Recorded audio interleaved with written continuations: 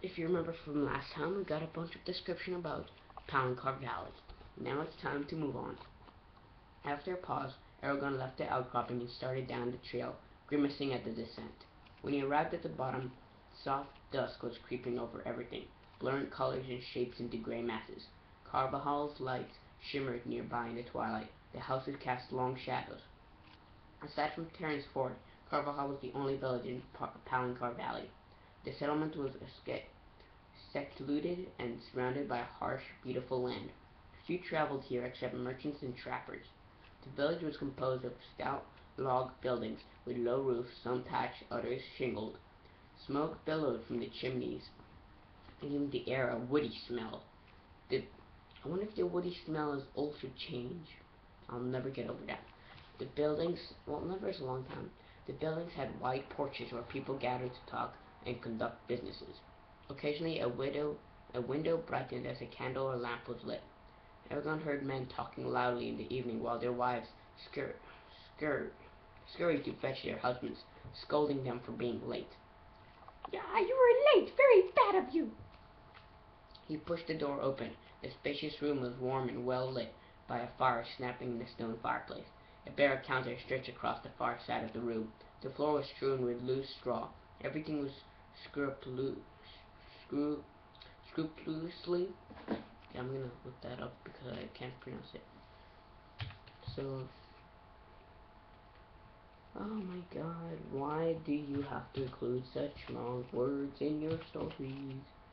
I mean, it's not like everyone knows these things.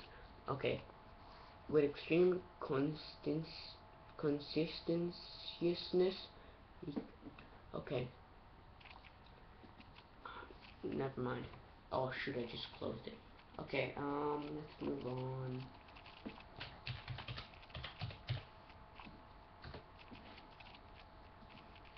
Yeah, okay, we're good.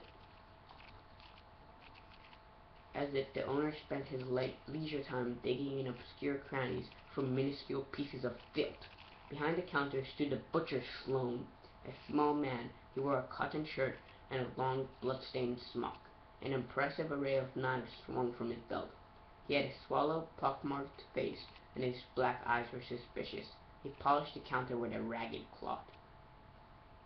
Sloane's mouth twisted as Eragon entered. Well, okay, I'm gonna give it an accent. Well, the mighty hunter joins the rest of us mortals. How many did you bag this time? And Eragon is like, none. None, was Eragon's curt reply. He had never liked Sloane. The butcher always treated him with disdain, as if he were something unclean. A widower, Sloane seemed to care for only one person, his daughter Katrina, on whom he doted. I'm amazed, said Sloane with affected astonishment. He turned his back on Eragon to scrape something off the wall. And that's your reason for coming here? Yeah, yes. Yes. "Yes, Okay, that's not gonna be my Eragon voice from now on, yes." admitted Eragon uncomfortably. If that's the case, let's see your money. Sloane tapped his fingers when Eragon shifted his feet and remained silent. Come on, either you have it or you don't. Which is it? "I don't really have any money, but I do." What? No money? The butcher cut him off sharply. And you expect to buy meat? Are the other merchants giving away their wares? Should I just hand you the goods without charge? Besides, he said abruptly, it's late. Come back tomorrow with money. I'm closed for the day. Eragon glared at him. "I can't wait until tomorrow, Sloane. It'll be worth your while, though. I found something to pay you with." He pulled the stone out the stone with a flourish and set it gently on the scarred counter where it gleamed with light from the dancing flames. Stole it, more likely, muttered Sloane, leaning forward with an interested expression.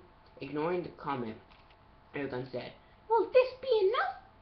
Sloane picked up the stone and gogged it with Okay, I have to turn this more speculatively. He ran his hands over its smoothness and inspected the white veins. With a calculating look, he set it down. It's pretty, but how much is it worth? "I don't know," admitted Eragon. "but no one would have gone through the trouble of shaping it unless it had some value." Obviously, said Sloane with exaggerated patience. But how much value? Since you don't know, I suggest that you find a trader who does, or take my offer of 3 crowns. 3 crowns is a lot. I mean, I would do it. That's a miller's bargain. It must be worth at least 10 times that. Well, 30 crowns? That's a lot, isn't it? Oh, crowns is their currency, right? I forgot about that. Protested Eragon. 3 crowns would not even buy enough meat to last a week. Sloane shrugged. If you don't like my offer, wait until the traders arrive. Either way, I'm tired of this conversation.